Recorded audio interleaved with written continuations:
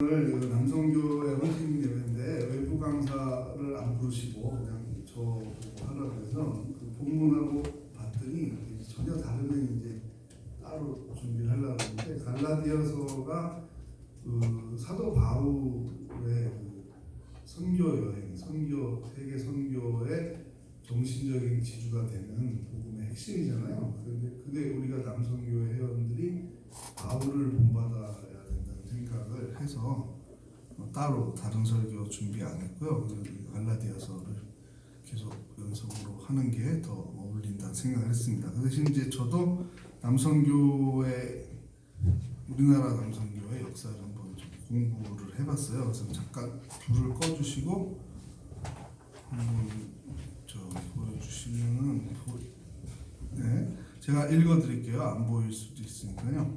자, 기독교 면녀 청년회의 창립 1881년 2월 둘째 주일에 미국의 포틀랜드의 윌리스턴 회중교회에서 기독 면녀 청년 회의, 우리가 잘 안 쓰는 말이죠. 지금 면녀, 그러니까 영어에 뭘 이렇게 번역했나 봤더니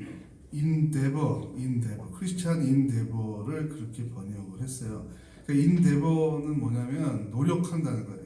청년들 에포트라는 말은 많이 들어봤죠. 그 에포트랑 같이 쓰는 말이 인데버인데, 우리가 이런 면이 들어간 말은 뭘 지금도 쓰는 게 뭐냐면 면학 정신 할 때 그 면자에 해당되는 거예요. 열심히 공부해야 된다 그 말이죠.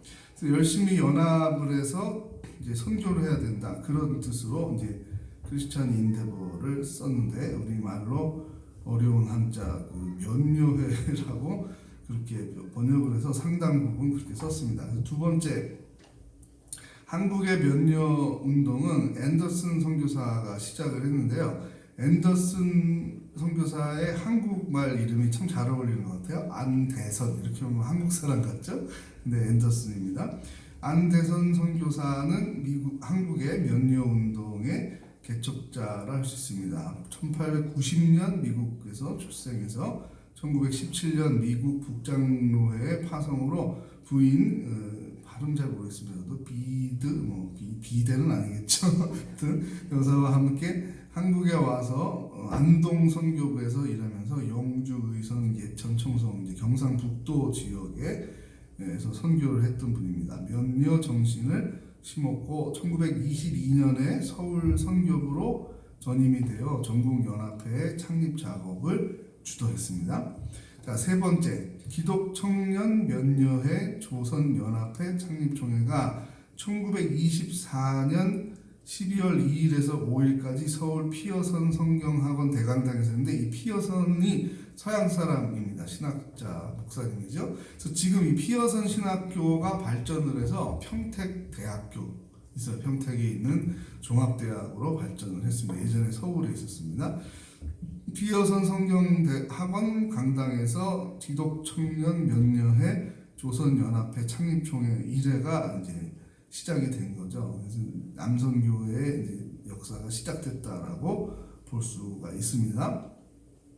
그래서 네 번째 보면 남선교회의 역사를 보면 1924년에 총회를 시작했다 그랬죠. 그래서 49년에 해방 이후에 다시 재건 총회를 했고요. 그다음에 58년에 이제 셋으로 나누게 됩니다. 장년부, 청년부, 학생부가 이제 청소년부가 되겠죠. 이렇게 나누게 돼서 지금까지 이제 왔는데요. 명칭을 여러 번 개정을 했더라고요. 그래서 이제 24년도에는 면녀회라는 말을 49년까지 썼죠. 그리고 58년에 세분과로 분립을 해서 개칭이 됩니다. 그런데 이제 평신도회라고 그랬어요. 처음에는 평신도회 전국연합회라고 69년 총회에서 그렇게 개칭을 했고, 다시 남전도회로 하자, 여전도회가 있는 것처럼 여전도회 역사가 좀 더 오래됐죠. 그랬는데 이제 남전도회라고 한 걸 여전도회랑 좀 이렇게 좀 다르게 하면 좋겠다는 의견들이 있어서 79년에 남선교회로 개칭을 해서 지금까지 이제 계속 사용하게 됐습니다. 그래서 보니까 올해가 96주년이 되는 해더라고요. 그래서 조금 있으면 100주년을 향해서 가는 역사입니다. 그리고 남성교회 회원들한테 제가 특별히 여러분들에게만 숙제를 내드리겠습니다. 청년부나 여전도회는 안 됩니다. 좋죠? 반응이 없으시네. 사실 제가 이제 그 전도 동영상을 좀 찾아서 틀어드리려고 했는데 다 길어요. 1시간씩 돼요. 전도왕들의 간증 여러 집회들 유튜브에 여러분이 전도왕 이렇게 치면 굉장히 많이 나와요. 근데 그 중에 남성들이 전도왕이 드물어요. 여성들이 전도왕이 많은데 남성 중에 전도왕이 유명한 분이 두 분이 있어요. 하나는 고구마 전도왕이 있고요. 적으셔야죠. 남성 숙제라니까요. 남성교회 회원들만 지금 하는 건데, 자, 고구마 전도왕. 고구마는 익었는지 안 익었는지 중간중간에 찔러봐야 되잖아요. 요점이 그거예요. 계속 시도를 집요하게 해서 이 사람 전도 대상자의 상태가 어떤지를 파악해가면서 잘 익을 때까지 그렇게 한다는 뜻이고요. 또 한 분이 진돗개 전도왕이라고 있어요. 이건 금방 알겠죠. 진돗개는 한 번 물면 안 나요. 그래서 전도 대상자를 정하면 교회에 나와서 신앙 고백을 할 때까지 죽을 때까지 포기하지 않는다. 뭐 그런 이 두 가지의 동영상 중에 하나를 둘 다 봐도 되고요. 하나 이상은 꼭 보셔가지고 느낀 소감과 여러분이 전도해야 될 분의 이름을 써서 담임 목사님에게 제출을 하면 목사님께서 선물을 주실 것입니다. 네. 그래서 남성교회 회원들 다 숙제 아셨죠? 진돗개 전도왕이나 고구마 전도왕 동영상 1시간에서 1시간 반 정도 되는데 그 보시고 느낀 점과 전도 대상자를 적어서 다음 주에까지 담임 목사님한테 제출해 주시면 진짜 남성교회 헌신이 되죠. 한번 찬양만 하고 끝나면은 안 되잖아요. 그래서 제가 숙제를 생각하다가 드렸습니다. 자, 그럼 다시 불을 켜주시고요.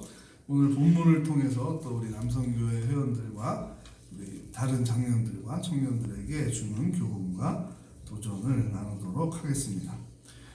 모든 일에는 이제 원인이 있고 결과가 있습니다. 수고하면은 열매를 맺는다는 이제 농사의 기본과도 같은 것이죠. 우리 삶에서도 물론 아닐 때도 있지만 대부분은 심은 대로 거두고 노력한 만큼 결실이 나오는 게 우리 하나님의 섭리라고 말할 수 있습니다. 우리가 믿음의 조상 이렇게 부르는 분이 있는데 누구죠? 네, 아브라함이에요. 그렇다면 이상하다는 생각을 하긴 했어요. 우리가 신약 시대만 믿음이라는 용어를 사용한 줄 알았는데 아브라함은 신약의 인물입니까? 구약의 인물입니까? 네, 구약의 인물이죠. 아주 먼 조상이잖아요. 최근의 조상이 아니라 아주 멀리 있는 조상이라서 이스라엘 사람들뿐만 아니라 이 아랍 사람들, 지금 이슬람교를 믿는 사람들 수억이 넘는 그 사람들도 자신들의 조상이 아브라함이라고 이야기를 합니다. 이 아브라함은 이스라엘과 중동에 있는 사람들이 다 자기의 그런 직계의 조상으로 숭배하는, 존경하는 그런 인물이죠. 근데 그분의 별명이 믿음의 조상이란 말이에요. 그러니까 행위의 조상 혹은 율법 성취의 조상이라고 부르지 않는다는 거예요. 바울이 그거를 정확히 지금 깨트려 보고 이야기를 하고 있습니다. 너희들이 존경하고 있는 아브라함, 그리고 우리가 자부심을 가지고 이야기하는 거예요. 이방 사람들과 달리 우리는 아브라함의 후손이다. 아브라함의 언약의 후손이라는 말이죠. 더 이제 설명을 하면 하나님께서 아브라함에게 후손에게 복을 주시겠다 약속을 했고, 아브라함이 후손이 된다는 건 그 약속한 복을 내가 계승해서 받는다는 뜻이니까 아브라함의 후손이 되면 좋은 거죠. 그렇죠? 그런데 바울이 지금 이야기를 하고 있습니다. 그게 믿음의 조상이라 그랬지 행위의 조상이라고 하지 않았는데, 아브라함이 뭐 마을에 있는 휴지를 다 주워가지고 하나님이 의롭게 여겼다는 말이 써 있었냐, 막 그런 얘기를 지금 하는 거죠. 혹은 모든 율법의 조항을 다 지켜서 아브라함이 의로운 존재로 구원을 얻은 것이냐? 그렇지 않다는 거죠. 아브라함의 믿음의 순종의 행위를 크게 본 것이 이제 아들을 바치는 행위잖아요. 그 100세에 낳은 아들을 바칠 때 그것도 하나님을 믿는 신뢰, 믿음이 있었기 때문에 순종할 수 있는 거잖아요. 순종의 근본이 되는 게 뭐예요? 믿음이잖아요. 하나님이 주신 것을 하나님이 원하실 때 내가 다시 돌려드릴 수 있어야 된다. 이게 헌신이잖아요.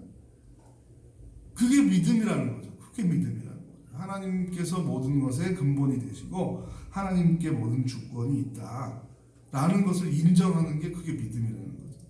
그럼 그렇게 믿음을 갖는 사람에게 하나님이 은혜를 주신다는 거예요. 선물을 주신다는 거예요. 구원과 복을 주신다는 거죠. 그런데 중요한 거는 그게 혈연으로 결혼해서 후손을 낳고 또 결혼해서 이 혈연 관계라고 우리가 이야기를 하잖아요. 그런데 이방인들도 믿음으로 구원을 얻는 원리를 이미 아브라함부터 지금까지 주셨다는 것은 하나님께서 혈통에 의해서 아브라함의 후손을 구성한다는 뜻이 아니다라는 깨달음을 바울이 얻은 거예요.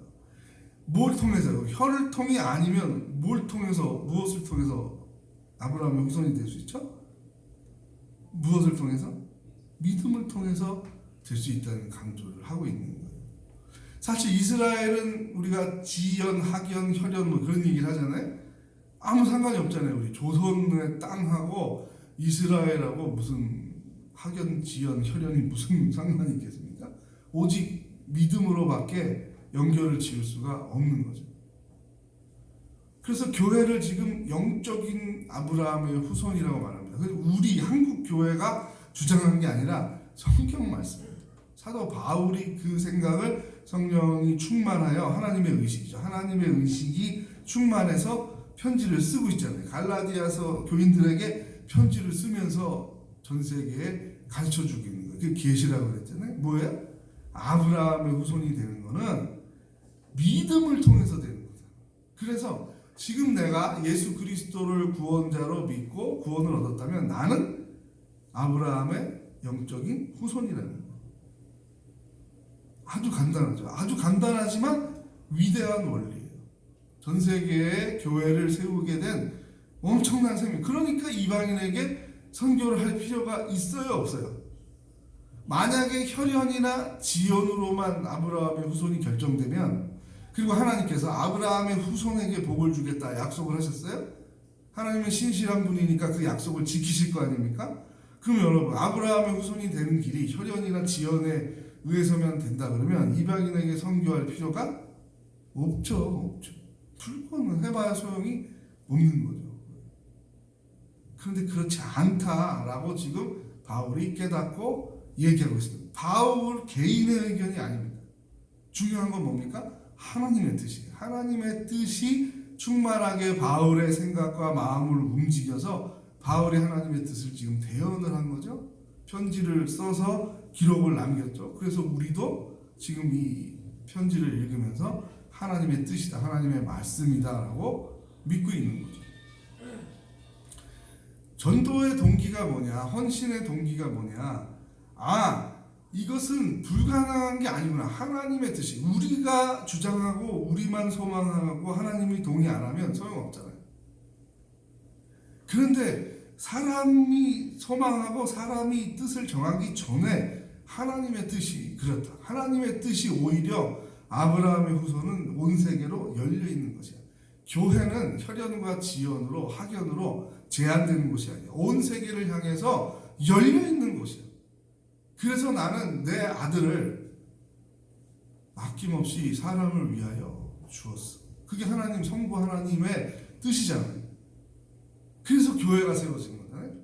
대한민국 조선의 땅은 사실 정말 멀고도 먼 곳이었고 상관이 없는 곳이었고 뭐 중국하고 일본하고는 우리가 뭐 만날 일이 있었지만 여러분 생각해 보세요. 수천 년 전에 이스라엘하고 우리하고 만날 일이 뭐가 있어요? 서로 있는지 존재조차도 알 수가 없죠. 지연, 학연, 혈연으로는 전혀 상관이 없는 땅.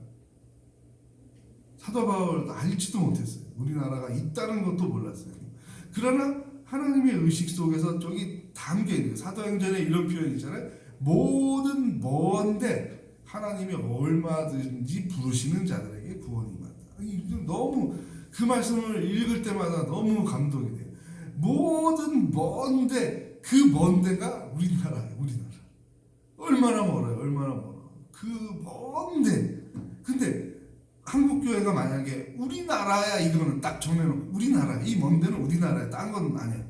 중국은 아니야. 뭐 몽골은 아니야. 일본은 아니야. 그렇게 정할 수 없는 거죠. 하나님의 뜻이 모든 먼 데라는 것은 우리가 정할 수 없다는 뜻이에요. 사마리아와 땅 끝까지 이르러 그게 모든 먼 데와 같은 말이죠. 자, 남성교회 회원들 한번 따라해 볼까요? 모든 먼데 그것까지 교회가 세워질 수 있다. 그래서 헌신하는 거죠. 그래서 헌신의 이유가 있는 거죠. 그 먼 데가 어딘지 모르죠. 네. 사람마다 좀 다를 수 있어요. 나는 어디가 더 감동이 옵니다. 여기에 남성교회가 헌신하는 형태를 여러 교회에서 경험을 하고 또 제가 찾아봤을 때 이런 거였어요. 그 교회가 장기 선교사를 파송했으면 이제 여러 명인 교회의 경우는 이제 여러 선교회들이 있으니까 나눠서 이렇게 후원하는 거, 기도 후원하고 물질 후원하고 해서 나눠서 하는 경우가 있고요. 또 우리처럼 규모가 작을 경우에는 또 집중이 되겠죠. 한두 군데에 이렇게 집중이 돼서 할 수가 있습니다. 그리고 또 예를 들면 뭐 청년부가 이제 우리가 작년이죠. 벌써 작년에 네팔에 선교를 갈 때 남녀 선교회들이 함께 힘을 합쳐서 도와주셨잖아요. 바자회 할 때 물품도 제공해 주시고 일부러 비싼 거 알지만 웃으시면서 그냥 사기꾼이야 이렇게 말하지 않고 비싸게 사주시고 한 거는 그 안에 다 모든 먼데 네팔도 굉장히 먼 곳이죠. 굉장히 먼데 우리 청년들이 가는구나. 나는 못 가지만 내가 차 한 잔 팔아주고 비싸게 삼으로 도움이 되면 좋겠다. 기쁜 마음으로 내가 이걸 샀다. 이런 마음이잖아요. 네, 그죠? 그다음에 이제 어느 교회 보니까 남성들은 이제 스포츠를 좋아하잖아요. 그래서 그 무슨 뭐 탁구 동호회, 배드민턴 동호회 이런 걸 만들어가지고 지역 주민들에게 교회 안 나오는 분들한테도 뭐 예를 들면 뭐 토요일 날 몇 시에 나오면 배드민턴을 친다. 뭐 주일 날 몇 시에 오면은 교회에서 탁구를 친다. 이런 식으로 알려주는 거예요. 알려줘서 운동 좋아하는 분들이 나오게 해서 교회와 이렇게 접촉점을 가질 수 있게 한다는 또 뭐 등산을 가는 교회들도 있더라고요. 등산을 서울 근교에 가까운 데를 여러 군데를 정해서 매주 가면 힘들겠죠. 뭐 한 달에 한 번 정도 이렇게 정해서 매월 첫째 주 토요일 뭐 혹은 마지막 주 토요일 정해서 이렇게 교회 울타리를 이렇게 낮춘다 그러죠. 낮춰서 지역 주민들이 좀 오고 갈 수 있도록 그렇게 하는. 여성들은 바자회를 통해서 그런 거를 잘하는 것 같고 남성들은 이런 운동을 통해서 동호회를 통해서 그런 선교 노력들을 하는 거를 봤습니다. 그래서 우리 교회도 그런데 한번 이제 아이디어들을 한번 내서 시도들을 해주시면 좋을 것 같습니다. 또 하나 남성교회 헌신하는 거 보니까 이제 그 어려운 곳에 가서 이제 노동으로 봉사해주는 바퍼 공동체 가서 설거지를 해준다든지 아니면 뭐 양로원에 가서 어르신들 목욕을 해준다든지 아니면 또 장애우가 있는 곳에 가서 도와준다든지 이런 것도 이제 정해서 뭐 분기에 한 번이라든지 형편에 맞춰서 정해서 이제 할 수가 있겠죠. 그러니까 이런 거를 보고 하나님께서 기뻐하신다는 거죠. 남성교회 헌신을 보고 기뻐하시고 선물을 은혜와 복을 우리에게 줍니다. 하나님 우리에게 주는 선물은 은혜와 복이에요. 그것은 영적인 것과 물질적인 것이 같이 있는 거예요. 한쪽만을 생각하면 안 돼요. 그건 지나치게 물질적인 것만 생각해도 안 되고 100%다 영적인 것만 있다라고 오해를 해도 안 되겠습니다. 복은 영적인 것과 물질적인 것이 같이 있습니다. 그 복을 우리 헌신자들에게 하나님께서 주신다는 것에서 오늘 설교 제목은 그래서 믿음이 주는, 더 정확히 말하면 신앙인이 받는 선물 이렇게 해야 되겠죠. 신앙인이 하나님께로부터 받는 선물입니다. 그 선물들을 이제 우리가 찬송에도 받은 복을 세워보아라는 게 있는데 헌신의 동기의 아주 중요한 부분이 이제 감사인 거잖아요. 감사. 불만이 가득하거나 원망이 있으면 그 생명력, 에너지가 안 나온다. 제가 늘 강조하는 말이죠. 그래서 감사에 대한 묵상과 그게 예민해야 돼요. 섬세해야 우리가 하나님께서 주신 선물을 받은 거를 알고 기억을 해야죠. 그래야 감사하는 거죠. 그래서 그게 이제 에너지로 나오는 거예요.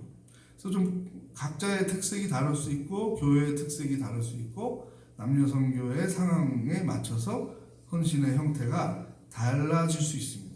근데 다양한 성령에도 한 가지 열매가 아니잖아요. 여러 열매가 나타나는 것처럼 남녀 선교의 헌신의 열매도 다양하게 나타나는 거죠. 그래서 여러분들 헌신 예배를 계기로 여러분들도 회의를 할 때도 있을 텐데 모이시면은 여러 아이디어들도 내시고 그리고 또 한번 시도해보자 이런 것도 우리가 한번 해봅시다. 좋은 의견들을 서로 모아서 더 의미 있는 이런 헌신 예배 시간들이 됐으면 좋겠습니다. 자, 바울 말씀 하나 더 강조를 하면, 자, 율법은 오히려 율법의 기능, 다음 주에도 나오겠지만 율법에 좋은 기능이 있어요. 죄를 억제하고 죄를 알게 하는 기능이 있는데, 율법주의에 매이게 되면 정직한 마음을 가지고 율법을 바라보면 내가 어떤 느낌이 갖겠어요? 자부심보다는 사실 죄책감이 더 많아지겠죠. 왜? 그 많은 조항 중에 안 지킨 게 많을 거 아니에요. 그래서 나를 정죄하는 도구로 사용되게 되니까 하나님이 주신 큰 선물, 은혜를 받은 걸 자꾸 잊어버리고 죄책감에, 그러니까 우리가 죄책감에 빠져서 사는 건 건강한 게 아니에요. 죄를 지으면 회개를 해야 되는 건 맞지만 우리 존재 자체가 나는 나쁜 놈이야, 나는 죄인이야, 나는 벌레만도 못한 놈이야 인데 이렇게 구원해 줬어. 이게 맞는 거지. 거기서 나와야지 계속 의식이 나는 율법을 다 못 지켰어, 나는 나쁜 사람이야, 선행을 많이 못했어, 나는 나쁜 사람이야. 그러면 그거는 겸손한 게 아니에요. 미련한 거죠. 네. 그래서 우리 크리스찬들은 신앙인들에게 주신 하나님의 선물을 늘 감사히 받으며 누리며 헌신하는 사람들입니다. 그래서 바울도 말씀하잖아요. 율법주의에 빠져 있으면 율법이 우리를 저주하게 되는 것을 보게 된다. 저주 아래에 있게 된다. 그러나 기쁨이잖아요. 강조하는 기쁨과 감사잖아요. 하나님 우리에게 어떻게 하셨는가? 그거 알고 있지 않느냐? 알고 있지 않느냐? 독생자를 우리에게 주신 거 알고 있지 않느냐? 왜 그걸 헛되게 하려고 그러냐? 왜 복음을 자꾸 헛되게 하려고 그러냐? 오늘 계속 그 야단을 치는 거예요. 복음을 기억하라. 죄인이었는데 하나님이 구원하셨다. 이게 중요한 거지. 자꾸만 왜 죄인인 거에 악센트가 들어가냐? 아니다. 죄인인데 구원받았다는 게 중요한 거죠. 변화됐다는 게 중요한 거죠. 새로운 피조물이 되었다는 게 중요한 거죠. 그러니 어떻게 살아야 되겠느냐? 하나님께 영광을 돌리고 하나님을 기쁘시게 하고 교회에 유익을 주는 삶을 살아야 돼. 그게 헌신이잖아요. 그렇게 연결이 딱 돼 있다라는 거를 말씀을 준비하면서 느끼게 됐습니다. 우리 기독교에서 강조하는 게 바로 믿음 아닙니까? 그 믿음은 하나님과의 관계를 바로 하게 됩니다. 하나님이 이미 우리에게 선물을 주셨다는 것을 믿음을 통해서 알게 되는 거죠. 그래서 우리는 받은 복을 세어볼 수 있는 감사가 예민해지는 그런 삶을 살게 됩니다. 감사가 예민해질수록 우리의 헌신의 의지와 헌신의 내용이 다양하게 될 수 있습니다. 묵상을 통해서 또 여러 헌신자들의 이런 좋은 모델들, 그래서 제가 동영상도 보라 그러는 거예요. 우물 안에 갇혀 있으면 몰라요. 아, 이렇게 하는 사람들도 있구나, 이렇게 하는 교회도 있구나. 자꾸 배워야 되겠죠. 네. 그래서 헌신의 형태가 다양하구나. 우리는 그냥 안 돼, 이거 해도 안 되겠지 라고 생각하고 있지만 그렇지 않구나, 극복한 교회들도 있구나 라는 걸 자꾸 보는 게 중요합니다. 그래야 또 우리 후배들에게 본을 보일 수가 있겠죠. 자, 일주일 동안 묵상할 때, 그래서 하나님께 내가 받은 선물이 얼마나 큰 선물인가, 얼마나 큰 선물인가, 이 선물에 대한 감사와 감격이 내 안에 있는가, 내 인격의 중심에 있는가. 그게 있다면 나는 어떻게 하나님께 영광을 돌리기 위해서 노력하고 있는가, 하나님이 기뻐하실 만한 일들을 내가 지금 추진할 수 있는 게 뭔가, 시작할 수 있는 게 뭔가, 구체적이어야 됩니다. 묵상의 힘은 구체적일 때 더 은혜가 넘치는 거죠. 너무 막연하면 안 돼요. 남성교회 헌신을 할 때 온 세상에 복음을 전하겠습니다, 이렇게 한 문장 딱 쓰고 아무것도 안 하면 매년 똑같이 헌신할 수 있겠죠. 온 세계에 복음을 전하겠습니다. 끝. 근데 이 말은 멋있지만 더 구체화가 돼야 되는 거죠. 더 작은 것에서 구체화가 돼야 헌신이 이루어지는 겁니다. 그러니까 너무 범위를 크게 잡지 마시고 작은 실천을 할 수 있는 우리 남성교회 회원들이 됐으면 좋겠습니다. 기도하겠습니다. 하나님, 믿음을 통해 우리가